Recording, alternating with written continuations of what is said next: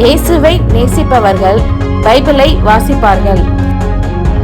இந்த சேனலை பின்பற்றினால் ஓராண்டில் வேதாகமத்தை வாசித்து முடித்து விடலாம். ஃபாலோ பண்ணுங்க, சப்ஸ்கிரைப் பண்ணுங்க. மார்க்கு எழுதின சுவிசேஷம் 15ஆம் அதிகாரம்.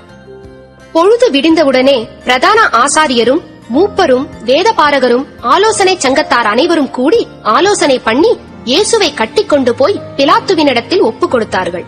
பிலாத்து அவரை நோக்கி, நீ யூதருடைய ராஜாவா என்று கேட்டான். அதற்கு அவர், நீர் சொல்லுகிறபடிதான் என்றார். பிரதான ஆசாரியர்கள் அவர் மேல் அநேகம் குற்றங்களை சாட்டினார்கள். அவரோ மாறுத்தரம் ஒன்றும் சொல்லவில்லை.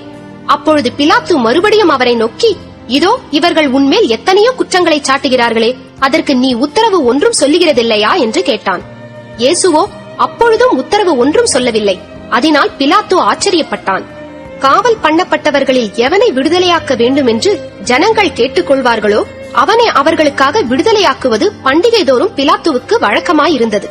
கலகம் பண்ணி அந்த கலகத்தில் கொலை செய்து அதற்காக காவல் பண்ணப்பட்டவர்களில் பரபாஸ் எண்ணப்பட்ட ஒருவன் இருந்தான்.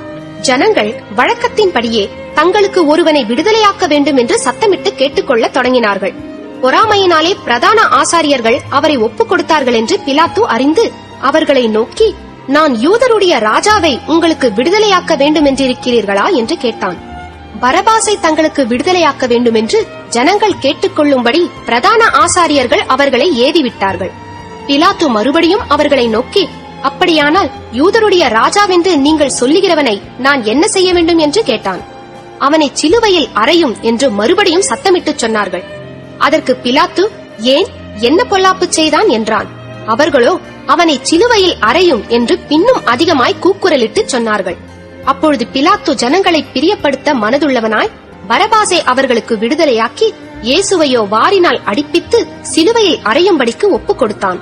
அப்பொழுது போர்ச்சேவகர் அவரை தேசாதிபதியின் அரமனையாகிய மாளிகையில் கொண்டு போய் அவ்விடத்தில் போர்ச்சேவகருடைய கூட்டம் முழுவதையும் கூடிவரச் செய்து சிவப்பான மேலங்கியை அவருக்கு உடுத்தி முள்முடியை பின்னி அவருக்கு சூட்டி, யூதருடைய ராஜாவே வாழ்க என்று அவரை வாழ்த்தி அவரை சிரசில் கோலால் அடித்து அவர் மேல் துப்பி முழங்கால் படியிட்டு அவரை வணங்கினார்கள். அவரை பரியாசம் பண்ணின பின்பு சிவப்பான அங்கியை கழற்றி அவருடைய வஸ்திரங்களை அவருக்கு உடுத்தி அவரை சிலுவையில் அறையும்படி வெளியே கொண்டு போனார்கள்.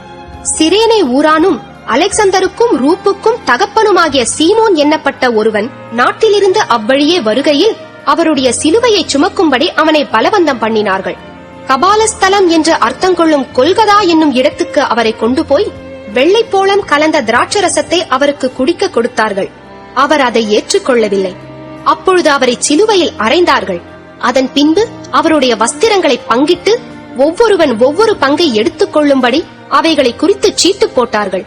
அவரை சிலுவையில் அறைந்த போது 3ஆம் மணி வேளையாய் இருந்தது. அவர் அடைந்த ஆக்கினையின் முகாந்தரத்தை காண்பிக்கும் பொருட்டு யூதருடைய ராஜா என்று எழுதி சிலுவையின் மேல் கட்டினார்கள். அல்லாமலும் அவருடைய வலது பக்கத்தில் ஒருவனும் அவருடைய இடது பக்கத்தில் ஒருவனுமாக 2 கள்ளரை அவரோடே கூட சிலுவைகளில் அறைந்தார்கள். அக்கிரமக்காரரில் ஒருவனாக எண்ணப்பட்டார் என்கிற வேத வாக்கியம் அதனாலே நிறைவேறிற்று. அந்த வழியாய் நடந்து போகிறவர்கள் தங்கள் தலைகளை துலுக்கி, ஆ, தேவாலயத்தை இடித்து 3 நாளைக்குள்ளே கட்டுகிறவனே, உன்னை நீயே ரட்சித்துக்கொள், சிலுவையிலிருந்து இறங்கி வா என்று அவரை தூஷித்தார்கள். அப்படியே பிரதான ஆசாரியரும் வேதபாரகரும் தங்களுக்குள்ளே பரியாசம் பண்ணி, மற்றவர்களை ரட்சித்தான், தன்னைத்தான் ரட்சித்துக் கொள்ள திராணி இல்லை. நாம் கண்டு விசுவாசிக்கத்தக்கதாக இஸ்ரவேலுக்கு ராஜாவாகிய கிறிஸ்து இப்பொழுது சிலுவையில் இருந்து இறங்கட்டும் என்று சொல்லிக் கொண்டார்கள். அவரோடே கூட சிலுவைகளில் அறையப்பட்டவர்களும் அவரை நிந்தித்தார்கள். 6ஆம் மணி நேரம் முதல் 9ஆம் மணி நேரம் வரைக்கும் பூமி எங்கும் அந்தகாரம் உண்டாயிற்று. 9ஆம் மணி நேரத்திலே இயேசு, எலோயி எலோயி லாமா சபக்தானி என்று மிகுந்த சத்தமிட்டு கூப்பிட்டார். அதற்கு, என் தேவனே, என் தேவனே, ஏன் என்னை கைவிட்டீர் என்று அர்த்தமாம். அங்கே நின்றவர்களில் சிலர் அதை கேட்டபொழுது, இதோ எலியாவை கூப்பிடுகிறான் என்றார்கள். ஒருவன் ஓடி கடற்காளானை காடியிலே தோய்த்து அதை ஒரு கோலில் மாட்டி அவருக்கு குடிக்க கொடுத்து, பொறுங்கள், எலியா இவனை இறக்க வருவானோ பார்ப்போம் என்றான். இயேசு மகா சத்தமாய் கூப்பிட்டு ஜீவனை விட்டார். அப்பொழுது தேவாலயத்தின் திரைச்சீலை மேல் தொடங்கி கீழ்வரைக்கும் 2ஆக கிழிந்தது. அவருக்கு எதிரே நின்ற 100க்கு அதிபதி அவர் இப்படி கூப்பிட்டு ஜீவனை விட்டதை கண்டபோது மெய்யாகவே இந்த மனுஷன் தேவனுடைய குமாரன் என்றான். சில ஸ்திரீகளும் தூரத்தில் இருந்து பார்த்து கொண்டிருந்தார்கள். அவர் கலிலேயாவில் இருந்தபோது அவருக்கு பின் சென்று ஊழியம் செய்து வந்த மகதலேனா மரியாளும், சின்ன யாக்கோபுக்கும் யோசேக்கும் தாயாகிய மரியாளும், சலோமே என்பவளும், அவருடனே கூட எருசலேமுக்கு வந்திருந்த வேறே அநேக ஸ்திரீகளும் அவர்களோட இருந்தார்கள். ஓய்வு நாளுக்கு முந்தின நாள் ஆயத்த நாளாயிருந்தபடியால் சாயங்காலமான போது கனம் பொருந்திய ஆலோசனைக்காரனும் அரிமத்தியா ஊரானும் தேவனுடைய ராஜ்யம் வர காத்திருந்தவனுமாகிய யோசேப்பு என்பவன் வந்து பிலாத்துவினிடத்தில் துணிந்து போய் இயேசுவின் சரீரத்தை கேட்டான்.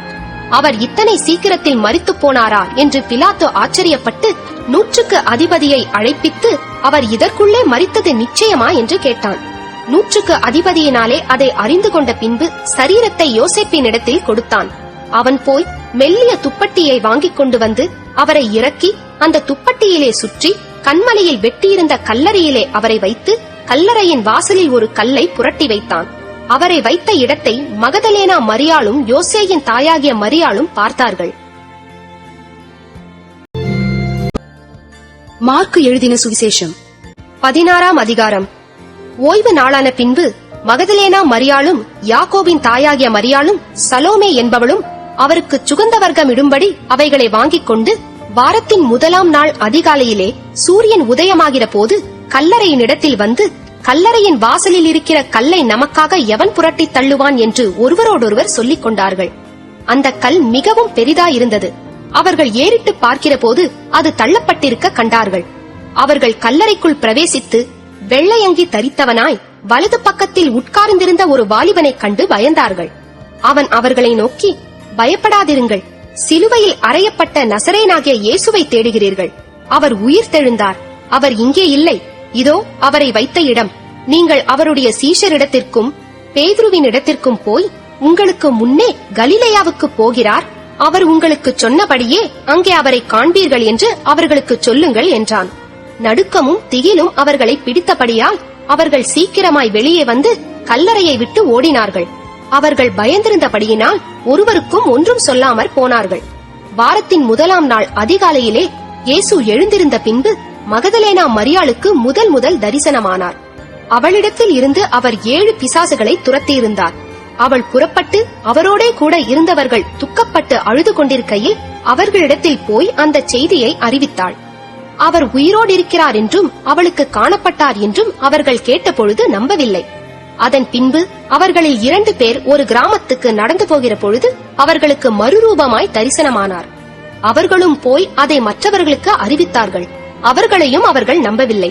அதன் பின்பு 11 போஜன பந்தியில் இருக்கையில் அவர்களுக்கு அவர் தரிசனமாகி, உயிர் தெழுந்திருந்த தம்மை கண்டவர்களை அவர்கள் நம்பாமற் போனது நிமித்தம் அவர்களுடைய அவிசுவாசத்தை குறித்தும் இருதய கடினத்தை குறித்தும் அவர்களை கடிந்து கொண்டார்.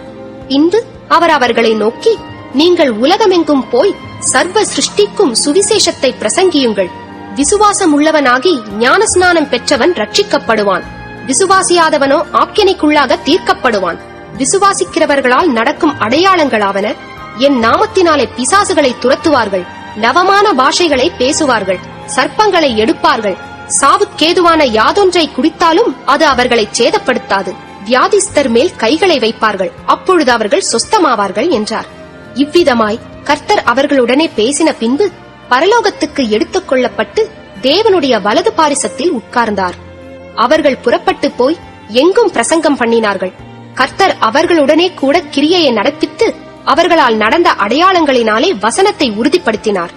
ஆமென். நீதிமொழிகள் 21ஆம் அதிகாரம். ராஜாவின் இருதயம் கர்த்தரின் கையில் நீர்க்கால்களைப் போல் இருக்கிறது. அதை தமது சித்தத்தின்படி அவர் திருப்புகிறார். மனுஷனுடைய வழியெல்லாம் அவன் பார்வைக்கு செம்மையாக தோன்றும். கர்த்தரோ இருதயங்களை நிறுத்து பார்க்கிறார். பலியிடுவதை பார்க்கிலும் நீதியும் நியாயமும் செய்வதே கர்த்தருக்கு பிரியம். மேட்டிமையான பார்வையும் அகந்தையான மனமும் உள்ள துன்மார்க்கர் போடும் வெளிச்சம் பாவமே. ஜாக்கிரதையுள்ளவனுடைய நினைவுகள் செல்வத்துக்கும் பதுறுகிறவனுடைய நினைவுகள் தரித்திரத்துக்கும் ஏதுவாகும். பொய் நாவினால் பொருளை சம்பாதிப்பது சாவை தேடுகிறவர்கள் விடுகிற சுவாசம் போல் இருக்கும். துன்மார்க்கர் நியாயம் செய்ய மனதில்லாதிருக்கிறபடியால் அவர்கள் பாழ்கடிக்கப்பட்டு போவார்கள். குற்றமுள்ளவன் தன் வழிகளில் மாறுபாடுள்ளவன், சுத்தமுள்ளவனோ தன் கிரியையில் செம்மையானவன். சண்டைக்காரியோடே ஒரு பெரிய வீட்டில் குடியிருப்பதை பார்க்கிலும் வீட்டின் மேல் ஒரு மூலையில் தங்கியிருப்பதே நலம். துன்மார்க்கனுடைய மனம் பொல்லாப்பை செய்ய விரும்பும். அவன் கண்களில் அவன் அயலானுக்கு இரக்கம் கிடையாது. பரியாசக்காரனை தண்டிக்கும் போது பேதை ஞானமடைவான், ஞானவான் போதிக்கப்படும் போது அறிவடைவான். நீதிபரர் துன்மார்க்கருடைய வீட்டை கவனித்து பார்க்கிறார், துன்மார்க்கரை தீங்கில் கவிழ்த்து போடுவார். ஏழையின் கூக்குரலுக்கு தன் செவியை அடைத்துக் கொள்கிறவன் தானும் சத்தமிட்டு கூப்பிடும்போது கேட்கப்பட மாட்டான். அந்தரங்கமாய் கொடுக்கப்பட்ட வெகுமதி கோபத்தை தணிக்கும், மடியிலுள்ள பரிதானம் குரோதத்தை ஆற்றும். நியாயம் தீர்ப்பது நீதிமானுக்கு சந்தோஷமும் அக்கிரமக்காரருக்கோ அழிவுமாம். விவேகத்தின் வழியை விட்டு தப்பி நடக்கிற மனுஷன் செத்தவர்களின் கூட்டத்தில் தாபரிப்பான். சிற்றின்ப பிரியன் தரித்திரனாவான், மதுபானத்தையும் எண்ணெயையும் விரும்புகிறவன் ஐஸ்வர்யவானாவதில்லை. நீதிமானுக்கு பதிலாக துன்மார்க்கனும் செம்மையானவனுக்கு பதிலாக துரோகியும் மீட்கும் பொருளாவார்கள். சண்டைக்காரியும் கோபக்காரியமான ஸ்திரீயுடன் குடியிருப்பதை பார்க்கிலும் வனாந்தரத்தில் குடியிருப்பது நலம். வேண்டிய திரவியமும் எண்ணெயும் ஞானவானுடைய வாசஸ்தலத்தில் உண்டு, மூடனோ அதை செலவழித்து போடுகிறான். நீதியையும் தயையையும் பின்பற்றுகிறவன் ஜீவனையும் நீதியையும் மகிமையையும் கண்டடைவான். பலவான்களுடைய பட்டணத்தின் மதிலை ஞானமுள்ளவன் ஏறி பிடித்து அவர்கள் நம்பின அரணை இடித்து போடுவான். தன் வாயையும் தன் நாவையும் காக்கிறவன் தன் ஆத்துமாவை இடுக்கண்களுக்கு விலக்கி காக்கிறான். அகங்காரமும் இடும்பும் உள்ளவனுக்கு பரியாசக்காரன் என்று பெயர். அவன் அகந்தையான சினத்தோடே நடக்கிறான். சோம்பேறியின் கைகள் வேலை செய்ய சம்மதியாததினால் அவன் ஆசை அவனை கொல்லும். அவன் நாள்தோறும் ஆவலுடன் இச்சிக்கிறான், நீதிமானோ பிசினித்தனமில்லாமல் கொடுப்பான். துன்மார்க்கருடைய பலி அருவருப்பானது, அதை துர்ச்சந்தையோடு செலுத்தினாலோ எத்தனை அதிகமாய் அருவருக்கப்படும். பொய்சாட்சிக்காரன் கெட்டுப் போவான், செவி கொடுக்கிறவனோ எப்பொழுதும் பேசத்தக்கவனாவான். துன்மார்க்கன் தன் முகத்தை கடினப்படுத்துகிறான், செம்மையானவனோ தன் வழியை மேற்படுத்துகிறான். கர்த்தருக்கு விரோதமான ஞானமும் இல்லை, புத்தியும் இல்லை, ஆலோசனையும் இல்லை. குதிரை யுத்த நாளுக்கு ஆயத்தமாக்கப்படும், ஜெயமோ கர்த்தரால் வரும்.